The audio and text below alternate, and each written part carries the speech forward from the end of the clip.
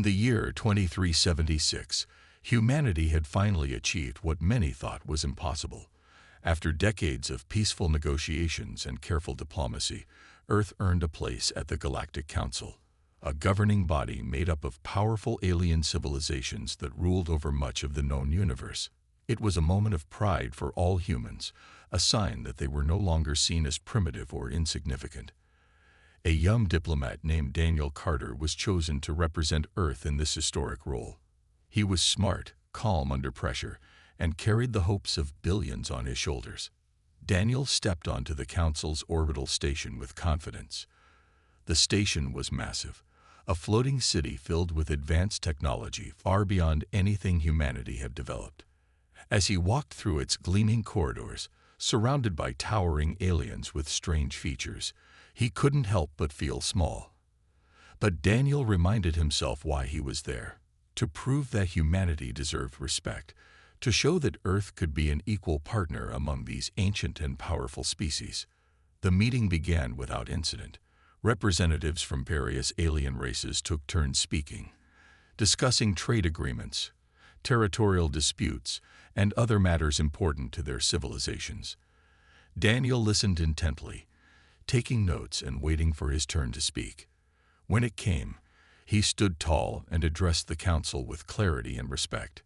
"Earth seeks not domination," he said, "but cooperation. We wish to learn from you and share what we have built." But before Daniel could finish, chaos erupted.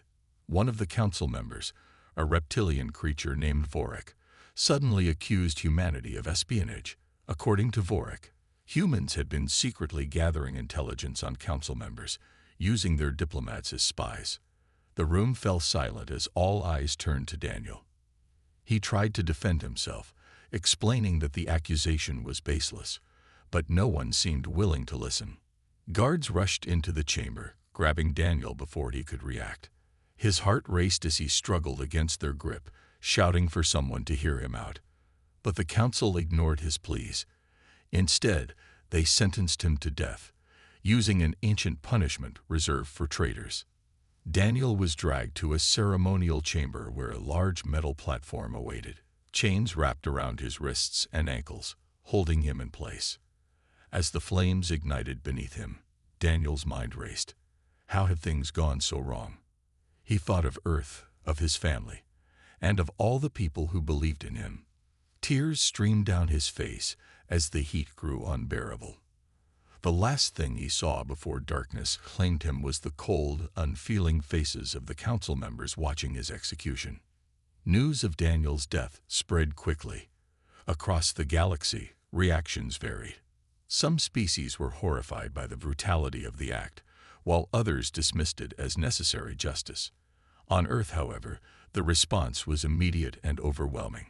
Billions watched recordings of Daniel's final moments, their hearts breaking as they witnessed the cruelty inflicted upon one of their own.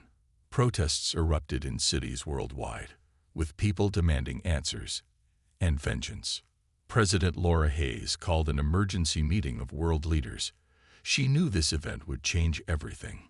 Humanity had worked so hard to gain acceptance among the stars, only to be met with such barbaric treatment. Sitting in the dimly lit conference room, she clenched her fists and vowed silently that this insult would not go unanswered. Whatever the cost, humanity would make the Galactic Council pay for what they had done. For now, the galaxy held its breath, unsure of what would come next. But one thing was certain: the fragile peace between humanity and the rest of the galaxy had been shattered forever. The death of Daniel Carter sent shockwaves across Earth. People were angry, hurt, and scared. News outlets replayed the footage of his execution endlessly, showing the flames consuming him as the council members watched coldly. It was too much for many to bear. In cities around the world, protests erupted almost overnight. Crowds filled the streets, carrying signs that read "Justice for Daniel" and "Never again." Some chanted loudly, while others stood in silence, holding candles in memory of the young diplomat. Social media buzzed with outrage. Videos of the protests spread quickly, uniting people from every corner of the planet. For the first time in years, humanity felt like one family, bound together by grief and fury. But there was also fear. The Galactic Council had shown it could act with brutal force. What would stop them from doing worse if humanity fought back? Despite these worries, most agreed on one thing. They couldn't just let this go unanswered. President Laura Hayes knew she had to act fast. She called an emergency summit with world leaders, gathering everyone in a secure underground bunker near Geneva. The room was tense as representatives from every nation sat around a large table. Screens displayed images of burning cities and angry mobs outside government buildings. Everyone knew the stakes were high. If they didn't handle this carefully, the situation could spiral out of control. "We can't ignore what happened," President Hayes said, her voice firm but calm. "Daniel Carter represented all of us. His death is not just an attack on him. It's an attack on humanity itself. We need to respond, and we need to do it together." Some leaders argued for restraint, suggesting they try diplomacy again. They feared starting a war against such powerful enemies. Others, however, believed retaliation was the only option. General Samuel Brooks, head of Earth's military forces, leaned forward and spoke bluntly. "They burned one of ours alive in front of the whole galaxy. If we don't hit back hard, they'll think we're weak. And weakness invites more attacks." His words struck a nerve. Slowly, the room began to shift toward action. Plans started taking shape. Engineers were ordered to work day and night, upgrading weapons systems and retrofitting old spaceships with new technology. Factories ramped up production of missiles, drones, and other tools of war. Recruitment centers opened their doors, and volunteers poured in, men and women eager to fight for justice. Among the recruits was Ethan Grayson, a former pilot who had left the military after losing his wife and child during a previous alien conflict. He had sworn never to return to combat, but seeing Daniel's execution changed something inside him. He signed up within hours, determined to make sure no one else suffered the same fate as his family or Daniel. During training, Ethan quickly earned respect for his skill and determination. His instructors noted how focused he was, pushing himself harder than anyone else. Meanwhile, scientists worked tirelessly to close the gap between human and alien technology. Reverse engineering pieces of captured alien ships gave them ideas for new weapons and defenses. While humanity still lagged behind the Council's advanced fleets, hope grew that innovation might level the playing field. As preparations continued, public sentiment hardened. More and more people demanded action. Schools held moments of silence for Daniel, and memorials sprang up in parks and squares worldwide. Even children understood the gravity of the moment.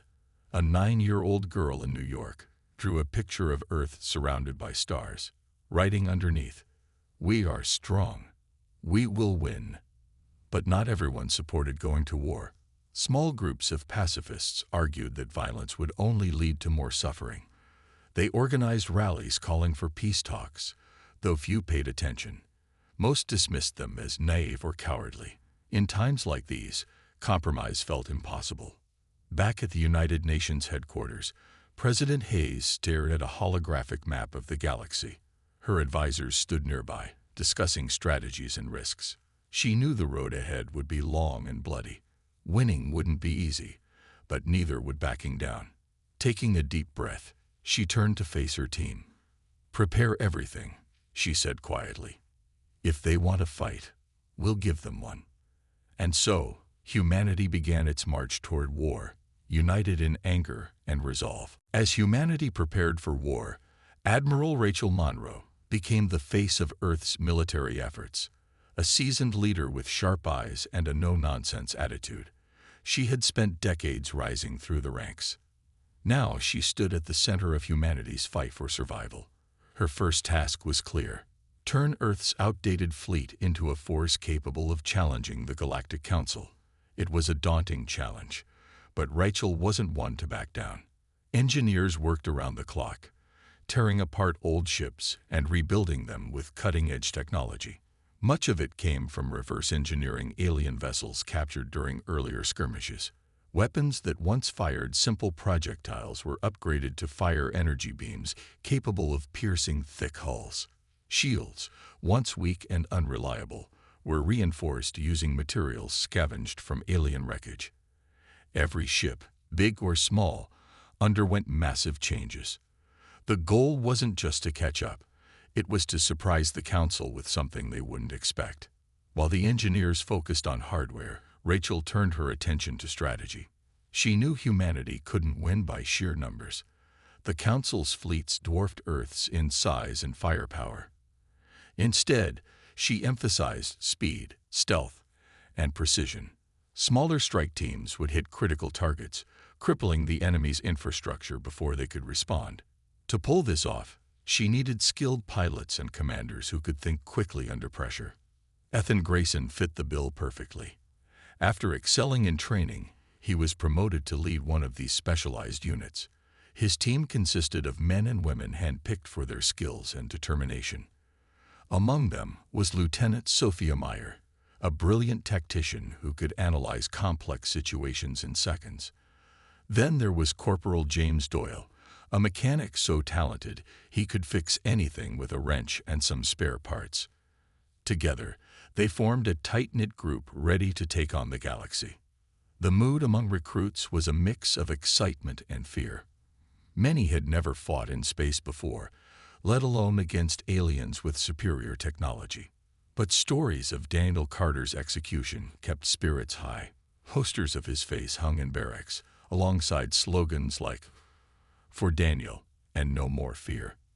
The message was clear. This wasn't just about revenge. It was about protecting humanity's future.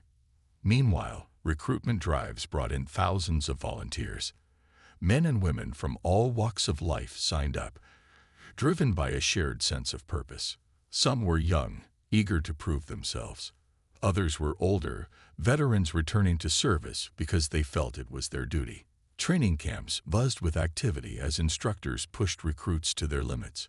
Physical endurance, marksmanship, and teamwork were drilled into them day after day.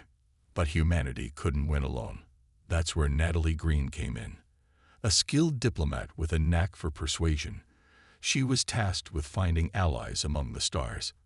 Many alien species had suffered under the Council's rule. Forced labor, unfair treaties, and outright oppression were common. Natalie traveled to distant systems, meeting with leaders and sharing Earth's story. At first, progress was slow. Trust didn't come easily, especially when dealing with humans, who were still seen as newcomers to the galactic stage. Her breakthrough came on a barren moon orbiting a gas giant. There she met Kale, a reptilian leader whose people had been enslaved by the Council for generations. Over meals of strange foods and long conversations, Natalie convinced him that joining humanity's cause could free not only Earth, but also countless others. Kale agreed, bringing his warriors into the fold. Word spread, and soon other marginalized species joined the fight, forming what became known as the United Front. Back on Earth, President Laura Hayes addressed the planet once more. Standing in front of cameras, she spoke of unity and resilience. "We may be outnumbered," she said, "but we are not outmatched. Our strength lies in our courage, our ingenuity, and our refusal to give up. Together, we will show the Council that humanity cannot be broken." As the final preparations took shape, humanity braced itself for what lay ahead. Ships were fueled, weapons loaded, and troops briefed. The galaxy watched closely, unsure whether this tiny blue planet could truly stand against the might of the Council. But one thing was certain: humanity was ready to fight, and it wouldn't stop until justice was served. The first strike came without warning. Humanity wasn't planning to wait for the Galactic Council to make the next move. Admiral Rachel Monroe had decided that Earth needed to act quickly, catching their enemies off guard while they were still preparing for a larger conflict. The plan was risky, but it was also bold. A chance to show the Council that humanity wasn't afraid to fight back. Under the cover of darkness, a small fleet of human ships slipped through the edges of Council-controlled space. These weren't the massive warships the Council used. Instead, they were fast, agile vessels equipped with experimental cloaking technology stolen from alien designs. Leading the mission was Captain Olivia Price, a calm and calculating officer known for her ability to stay cool under pressure. Her orders were simple: hit hard, hit fast, and disappear before the enemy could respond. The target was a supply hub orbiting a distant star. This station served as a key distribution point for resources like fuel, weapons, and food, feeding dozens of Council fleets across nearby sectors. Destroying it would cripple their operations in the region, forcing them to divert ships and manpower to repair the damage. It was a strategic blow designed to weaken the Council's grip on the galaxy. As the human fleet approached, tension filled the air. Pilots gripped their controls tightly, sweat dripping down their faces despite the cool air inside their cockpits. Ethan Grayson, now leading his specialized unit, felt his heart pounding as he gave final instructions over the comms. "Stay sharp," he said. "We only get one shot at this." When they reached the supply hub, the cloaking devices worked perfectly. The Council's sensors didn't detect the incoming ships until it was too late. At Olivia's command, the humans launched their attack. Missiles streaked through space, striking vital points on the station. Explosions lit up the void, sending chunks of metal and debris floating into the void. The station's defenses tried to retaliate, but the human ships danced around their fire, using speed and maneuverability to avoid being hit. Ethan's team played a crucial role, targeting the station's power generators. Without power, the entire facility would collapse. Flying dangerously close to the station, they fired concentrated energy beams at specific weak points. Alarms blared as the structure began to fall apart. Inside the station, workers scrambled to escape, but many weren't fast enough. Within minutes, the once bustling hub was reduced to rubble. The operation lasted less than 20 minutes. As soon as the objective was complete, Olivia ordered her fleet to retreat. They vanished into the depths of space just as reinforcements from the Council arrived. By the time the Council forces figured out what had happened, the human ships were long gone, leaving behind only destruction. News of the attack spread quickly. The Council was furious, calling it an act of terrorism, but humanity saw it differently. For the first time, Earth had struck back against its oppressors, and it had won. Videos of the destroyed supply hub were broadcast across the planet, showing citizens the success of their efforts. Cheers erupted in cities worldwide as people celebrated the victory. It was proof that humanity could stand up to even the strongest foes. Admiral Rachel Monroe addressed her officers after the mission, praising their bravery and precision. "This is just the beginning," she told them. "We've shown them we're not helpless. Now we keep pushing." But the cost of the attack weighed heavily on some. Ethan couldn't forget the images of panicked workers trapped inside the station as it exploded. He reminded himself that war always came with sacrifices, but it didn't make him feel any better. Still, he knew the Council wouldn't hesitate to do far worse to Earth if given the chance. Across the galaxy, the United Front watched closely. Kale, the reptilian leader who had joined humanity's cause, sent word that his warriors were ready to assist in future missions. Other allied species followed suit, pledging their support. Slowly but surely, humanity was building a coalition strong enough to challenge the Council. For now, though, Earth celebrated its first real victory. The message was clear: humanity wasn't backing down. If the Council wanted a war, they would get one. And they might come to regret ever burning Daniel Carter alive. The success of the first strike gave humanity a glimmer of hope, but it also made clear that Earth couldn't win this war alone. Admiral Rachel Monroe knew they needed more allies, species willing to stand with humanity against the overwhelming power of the Galactic Council. That's where Natalie Green stepped in. A sharp and determined diplomat, Natalie had been traveling across the galaxy for weeks, searching for civilizations who might join the fight. Her journey took her to places most humans had never seen before. She visited icy moons, desert planets, and floating cities hidden in asteroid belts. Many of the species she met were wary at first. Some saw humanity as reckless newcomers who didn't understand the complexities of galactic politics. Others feared retaliation from the Council if they sided with Earth. But Natalie was patient. She listened to their stories, shared Earth's struggles, and reminded them of the Council's cruelty. One of her most important meetings happened on a swampy planet called Varnax IV. The inhabitants, an amphibious race known as the Lyrith, lived in underwater cities connected by glowing tunnels. For generations, the Council had forced them to mine rare minerals from their oceans, polluting their waters and killing countless sea creatures. When Natalie arrived, she found the Lyrith desperate for change, but unsure if humanity could help.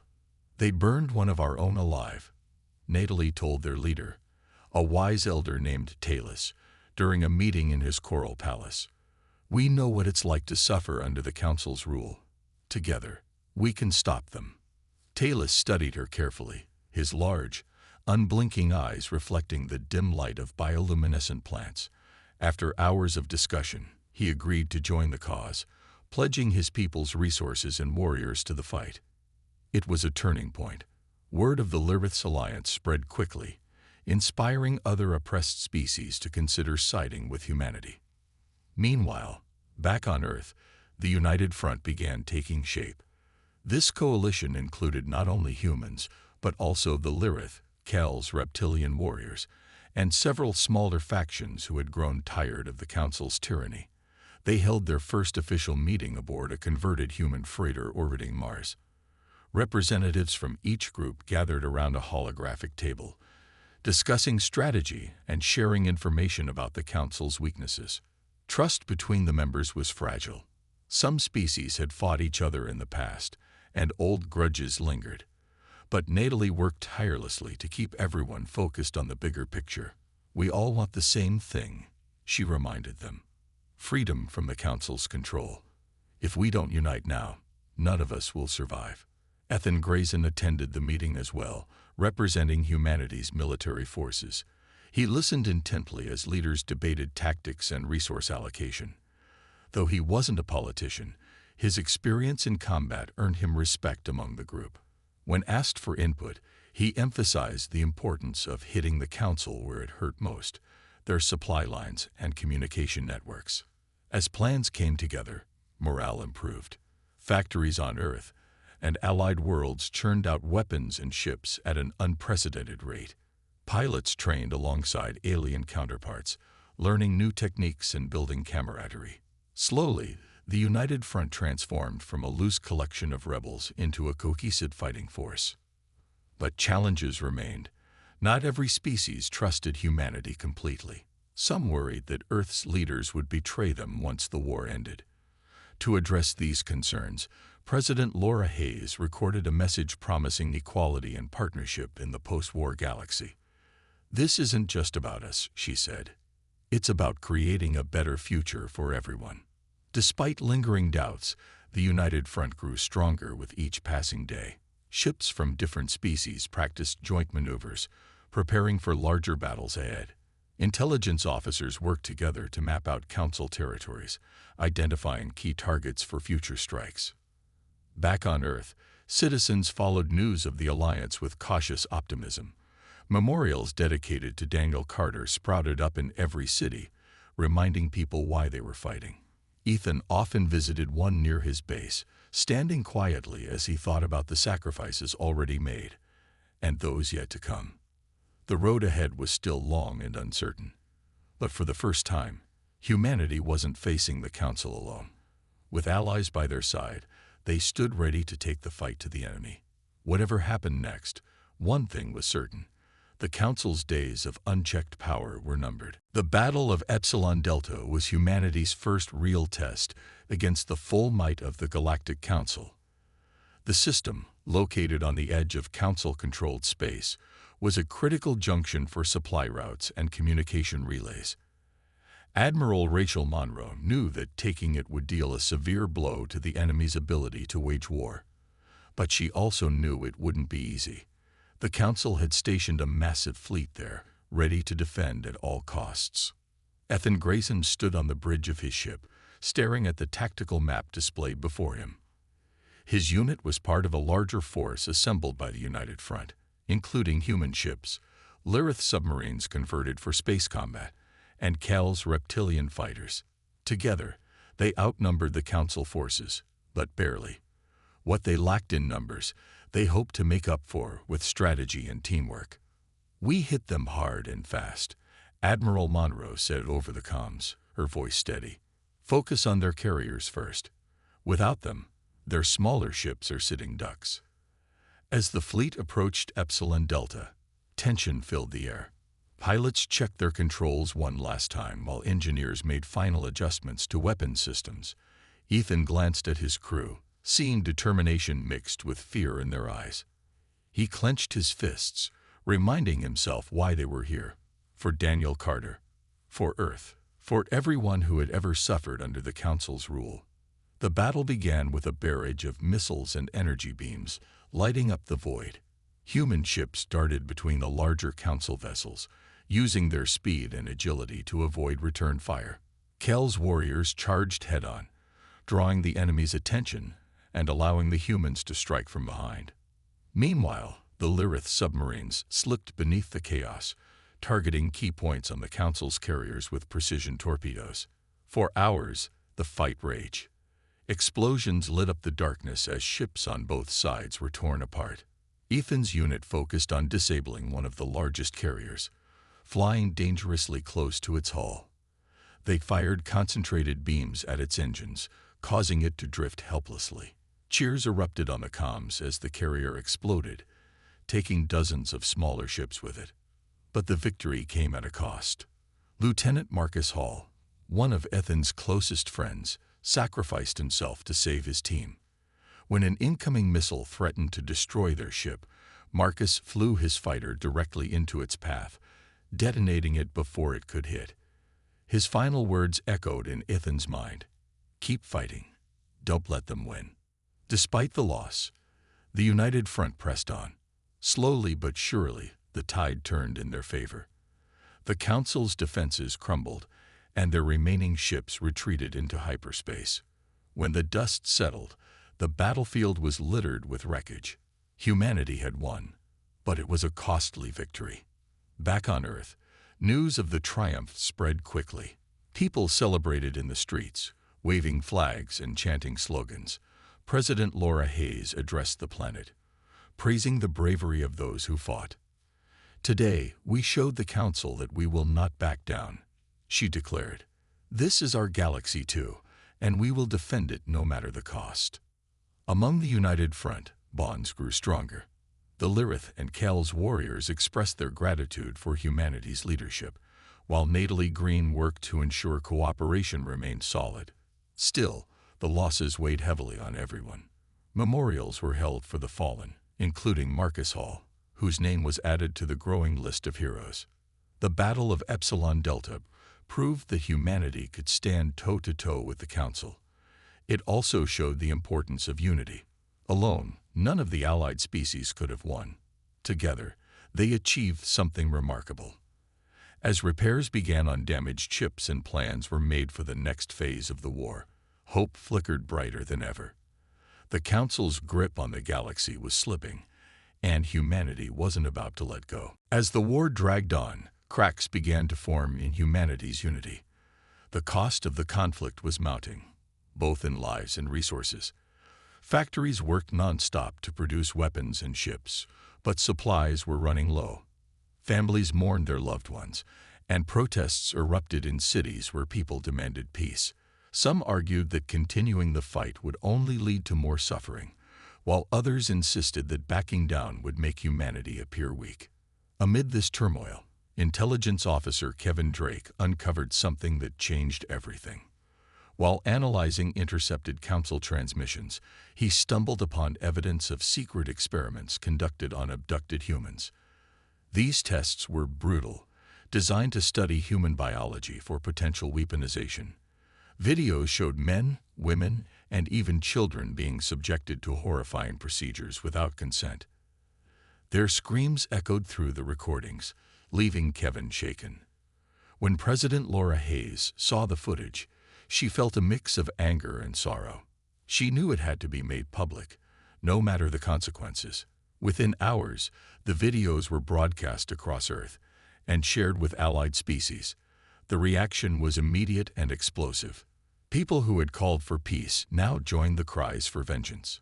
Seeing their own kind treated as lab rats erased any lingering doubts about the need to keep fighting. Natalie Green presented the evidence to leaders of the United Front during an emergency meeting aboard the Mars-orbiting freighter. The room fell silent as they watched the footage. Kale, the reptilian leader, clenched his fists so tightly that his claws dug into the table. Talus, the Lyrith elder, closed his large eyes, visibly disturbed.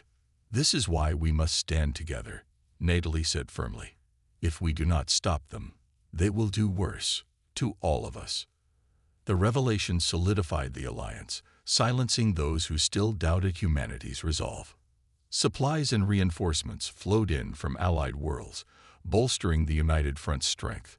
Pilots trained harder than ever, driven by the images of human captives enduring unimaginable pain. Ethan Grayson spent hours watching the footage, letting the anger fuel his determination. He vowed silently to himself that the Council would pay for every life they destroyed. Admiral Rachel Monroe used the momentum to plan the next major offensive. Intelligence reports revealed that the Council's main research facility, a heavily fortified station deep in enemy territory, was responsible for the experiments. Destroying it wouldn't just cripple their efforts, it would send a message that humanity would not tolerate such atrocities. Preparations for the attack were intense. Engineers outfitted ships with advanced shielding capable of withstanding heavy fire. Pilots practiced complex maneuvers, simulating the challenges they'd face infiltrating enemy space. Ethan's unit was chosen to lead the assault, tasked with breaching the station's defenses and planting explosives at its core. On Earth, President Hayes delivered another address to the planet. Her voice trembled with emotion as she described the horrors uncovered by Kevin Drake. "They thought we were weak," she said. "They thought they could treat us like animals. But we are human, and we will never forget what they've done." The night before the mission, Ethan visited the memorial dedicated to Daniel Carter near his base. He stood quietly under the stars, thinking about everyone who had been lost. The Diplomat burned alive, the soldiers who gave their lives in battle, and the innocent victims of the Council's experiments. As he placed a hand on the cold stone, he whispered, "We're coming for you." The stage was set for humanity's most daring operation yet. With allies united and fury burning in their hearts, the United Front prepared to strike at the heart of the Council's cruelty. There would be no turning back now. Whatever happened next, one thing was certain. The Council's days of unchecked power were numbered. The assault on the Council's main research facility began with a desperate gamble. The station, located deep within enemy territory, was surrounded by layers of defense grids and patrolled by elite warships. Admiral Rachel Monroe knew that brute force alone wouldn't work here. Instead, she relied on stealth, deception, and the element of surprise. Every member of the United Front understood the stakes. Failure meant not only defeat, but also the continuation of the Council's horrific experiments. Ethan Grayson led the infiltration team, piloting a small, cloaked vessel designed to slip past the station's sensors. His crew included Lieutenant Sophia Meyer, whose sharp mind kept them one step ahead of detection, and Corporal James Doyle, who carried enough explosives to bring down an entire sector of the facility. As they approached the station, tension filled the cramped cockpit. The faint hum of the engines was the only sound as they glided through the darkness. "Stay sharp," Ethan said over the comms, his voice steady despite the weight of what lay ahead. "We only get one shot at this." The first challenge came when their ship passed through a dense field of automated drones programmed to destroy anything unauthorized. Sophia worked quickly, hacking into the drone network and temporarily disabling it. Sweat dripped down her face as her fingers flew across the control panel. For a moment, the screens flickered and everyone held their breath. Then the drones powered down, clearing a path forward. Once inside the station's perimeter, the team split up. Ethan and James moved toward the central core, where the experiments were conducted, while Sophia stayed behind to monitor security systems and provide backup. The corridors of the facility were eerily quiet, lit by cold blue lights that cast long shadows on the walls. Every step echoed loudly, making them feel exposed despite their efforts to stay hidden. As they neared the core, they encountered resistance. Council guards armed with energy rifles. A firefight erupted, forcing Ethan and James to take cover behind crates and bulkheads. Bullets zipped past, leaving scorch marks on the metal walls. James returned fire, his aim precise, taking out 2 guards with quick bursts. Ethan followed up, using his pistol to disable another before signaling James to move forward. When they finally reached the core, James planted the explosives with steady hands. 30 seconds, he said, setting the timer. But as they turned to leave, they were ambushed by more guards, and the High Chancellor himself. The tall, imposing figure stepped forward, his expression cold and unyielding. He sneered at Ethan, mocking humanity's defiance. "You think you can win?" the Chancellor growled. "You're nothing but insects." Ethan didn't respond. He raised his weapon and fired, hitting the Chancellor squarely in the chest. The alien staggered back, disbelief etched on his face before collapsing. It was a symbolic victory, but one that resonated deeply with Ethan. Turning away, he and James sprinted toward the exit as the countdown ticked closer to 0. Outside, the rest of the United Front fleet engaged the Council's reinforcements, buying time for the infiltration team to escape. Explosions rocked the station as its core detonated, sending shockwaves through space. Debris scattered in all directions, and the surviving Council ships retreated in disarray. Back on Earth, news of the victory spread like wildfire. People celebrated in the streets, waving flags and chanting slogans. President Laura Hayes addressed the planet, her voice filled with both triumph and sorrow. "Today, we struck a blow against cruelty and oppression," she said. "But let us never forget the lives lost to achieve this moment." The fall of the research facility marked a turning point in the war. With their experiments exposed and destroyed, the Council's grip on the galaxy weakened further. Allies within the United Front grew even stronger, united by shared purpose and sacrifice. Though the cost had been high, hope burned brighter than ever. Humanity had proven it could stand against even the mightiest enemies, and it would keep fighting until justice was served. With the fall of the research facility, the Galactic Council's power began to crumble. The once unified body was now fractured, its member species questioning whether loyalty to the Council was worth the cost. Many had grown tired of endless wars and oppression, especially after seeing the atrocities humanity exposed. Sensing an opportunity, Natalie Green worked tirelessly to convince more alien factions to abandon the Council and join the United Front. Her efforts paid off as dozens of smaller species defected, bringing their resources and warriors into the fight. On Earth, President Laura Hayes announced the formation of a new governing body, the Alliance of Free Worlds. This coalition would replace the corrupt Council, promising fairness, cooperation, and equal representation for all species. "We are building a better future," she declared in a global address, one where no one is oppressed or forgotten. The announcement was met with cheers across the planet and among allied worlds. Monuments were erected in honor of those who sacrificed everything, including Daniel Carter and countless others who gave their lives for freedom. Admiral Rachel Monroe shifted her focus to stabilizing newly liberated regions. Ships from the United Front patrolled these areas, ensuring that remnants of the Council's forces didn't regroup or retaliate. Engineers and scientists worked together to repair damaged infrastructure, restoring communication networks and supply lines. Slowly but surely, life began returning to normal for many planets long ruled by fear. Ethan Grayson found himself playing a key role in this rebuilding process. After leading so many dangerous missions, he was promoted to colonel and tasked with overseeing operations in former Council territories. His first assignment took him to Zorath Prime, the Council's capital planet, a place once synonymous with tyranny.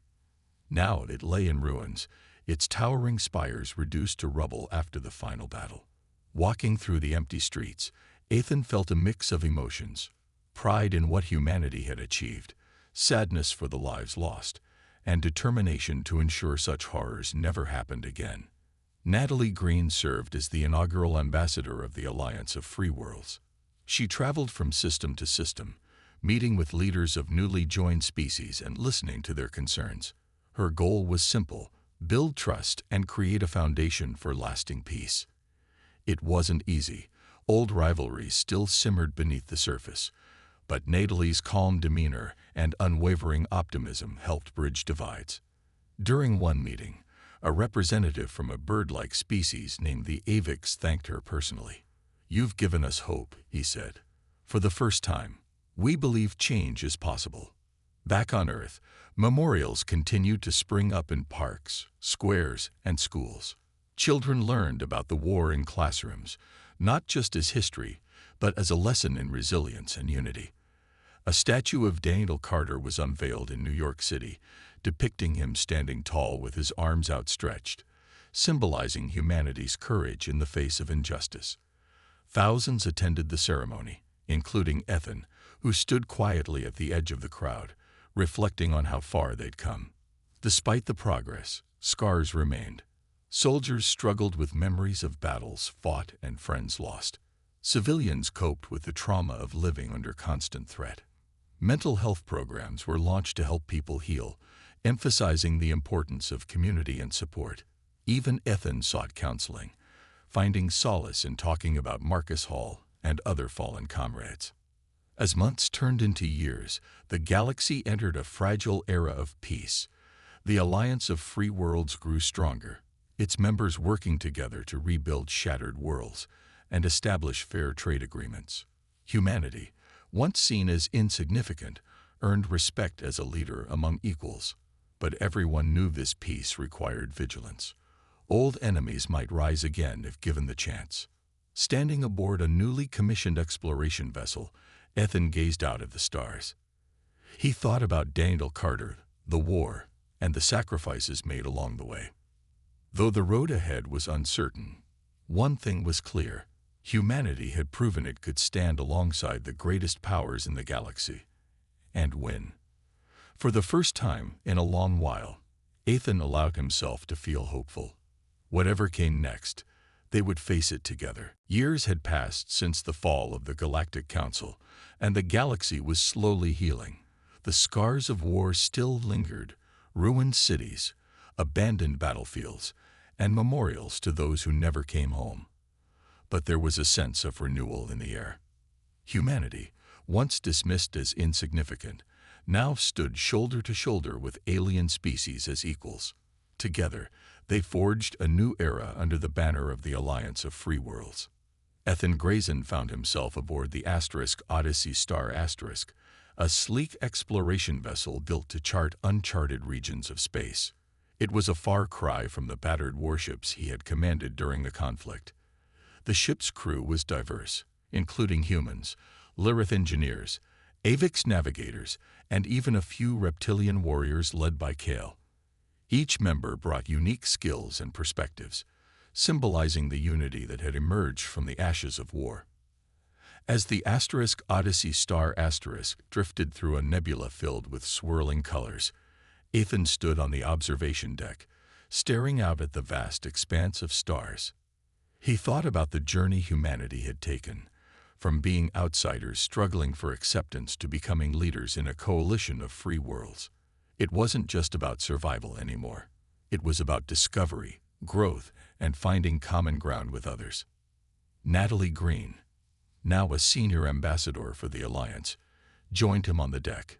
She smiled softly, her eyes reflecting the glow of distant suns. "Hard to believe we're here, isn't it?" she said, leaning against the railing. "After everything we went through." Ethan nodded. "It feels like a lifetime ago. Sometimes I wonder if Daniel would recognize us now." "I think he'd be proud," Natalie replied. "We didn't just fight for revenge. We fought for something better, for everyone." The mission of the Odyssey Star Asterisk was simple yet profound. explore unknown systems, make contact with new civilizations, and ensure the mistakes of the past weren't repeated. Along the way, they encountered wonders beyond imagination. Planets with twin moons, oceans glowing with bioluminescent life, and ancient ruins hinting at civilizations long gone. Each discovery reminded them how much there was to learn and how small their struggles were compared to the infinite possibilities of the universe. Back on Earth, President Laura Hayes retired from office, leaving behind a legacy of resilience and leadership. Her successor, a young politician named Carlos Mendez, continued her work, emphasizing education, innovation, and diplomacy. Schools taught children not only about the war, but also about the values of cooperation and understanding. A generation grew up believing in the promise of a united galaxy. Admiral Rachel Monroe stepped down from active duty, though she remained an advisor to the Alliance's military forces. Her experience and wisdom guided younger officers as they patrolled borders and kept peace. Meanwhile, scientists worked tirelessly to develop technologies that benefited all species, from advanced medical treatments to sustainable energy solutions. Even Kale, whose people had suffered centuries of oppression, found purpose in the new order. He became a champion for marginalized groups, ensuring their voices were heard within the Alliance. During one meeting, he addressed representatives from across the galaxy, his voice firm but hopeful. "We are stronger together," he said. "Let us never forget that." As the years rolled on, Ethan often visited the memorial dedicated to Daniel Carter near his old base. The statue stood tall, weathered by time, but untouched in spirit. On quiet nights, Ethan whispered promises to Daniel and all those who had fallen. "We'll keep going," he said one evening, his breath visible in the cool air. "For you, for us, for everyone." The galaxy was far from perfect. Challenges remained, and old tensions occasionally flared. But humanity had proven it could rise above hatred and fear, forging bonds that transcended differences. As the Odyssey star ventured deeper into the unknown, Ethan felt a quiet confidence. Whatever lay ahead, they would face it together, not as enemies, but as explorers united by hope. And so, humanity looked to the stars, ready to write its next chapter.